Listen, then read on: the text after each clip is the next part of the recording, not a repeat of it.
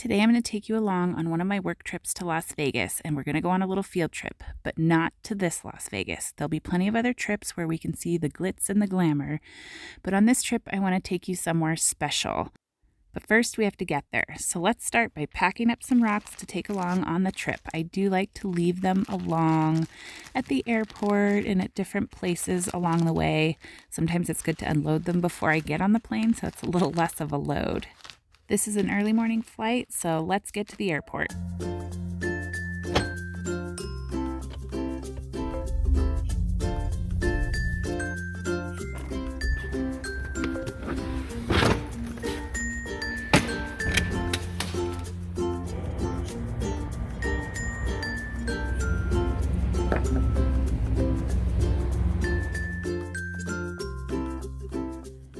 So it seems that TSA is where I have all of my funny stories to come from on these trips.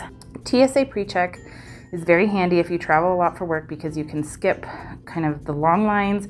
You don't have to take your shoes off. You don't have to take out your liquids out of your carry-on luggage. So it's usually very helpful, but this morning their TSA line was kind of shut down. I still got to go through it, and they gave me a little paper that said you don't have to take your shoes off, but you still have to pull out all your liquids and your laptop. So pulled out my laptop, pulled out my liquids, walked through the metal detector, and I set it off because my boots have buckles on them. So the TSA guy says, you got to take those off and put them through the belt, through the machine. So I take them off, and in my head I'm going, oh, this is embarrassing because I wore socks that I didn't think that I would have to show anyone. So I'm standing there with Christmas socks on. It's October 7th, and I'm standing there with Christmas socks on in the middle of the airport. Luckily, my boots came through pretty quickly, and now I'm off to board my flight.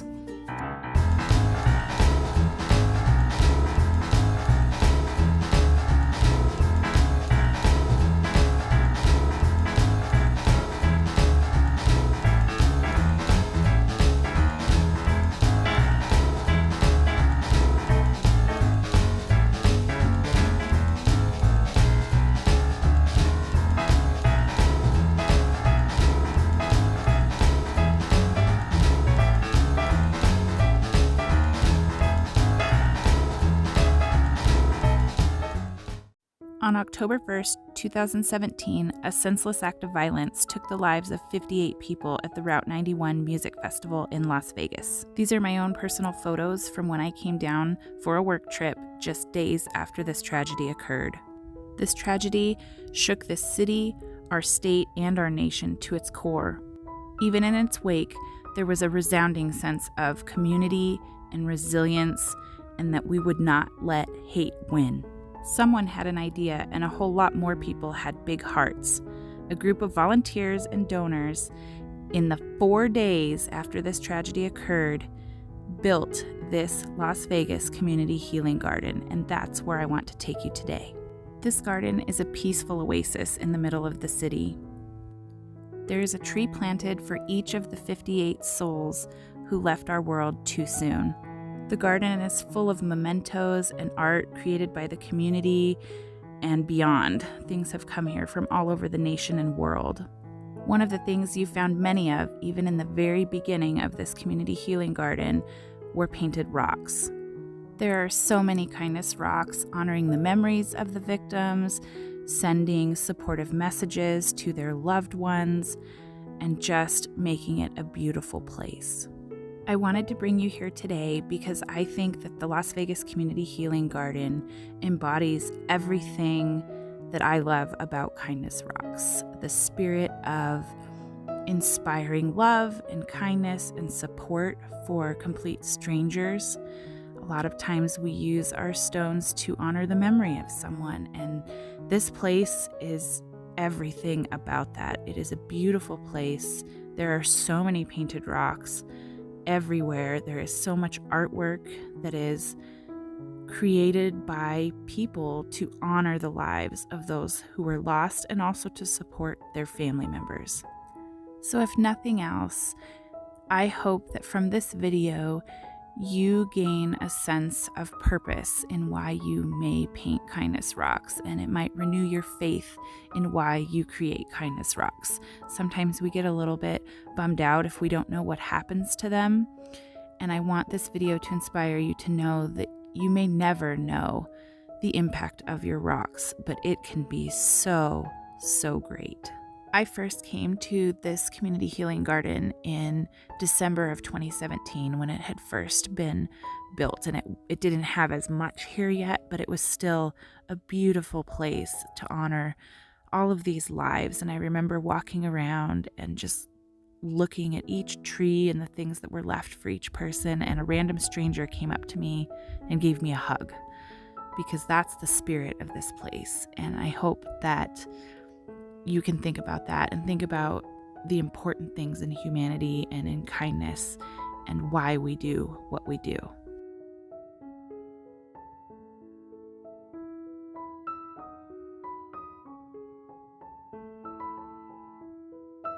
I've taken you through most of the main parts of the garden and kind of the common areas, and now I'm going to take you around to each of the trees that are planted for each of the lives that were lost. I don't think it's necessary to talk over this part of the video. I think I would like to treat it as kind of a long moment of silence to honor each of these lives, and you'll get to see how the different people in their lives and complete strangers have honored them by decorating the areas around their trees.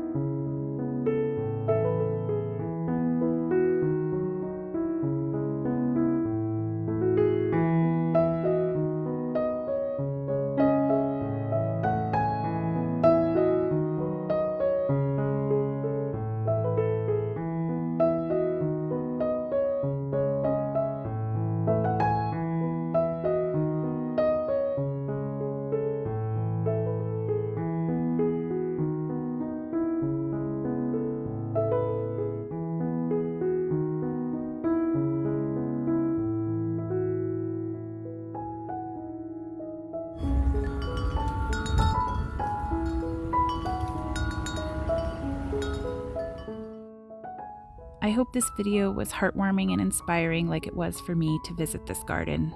I encourage you to go visit the Las Vegas Community Healing Gardens Facebook page and learn more about all the wonderful things their volunteers are doing. Thank you so much for stopping by to watch, and as always, keep the kindness flowing. I'll see you next time.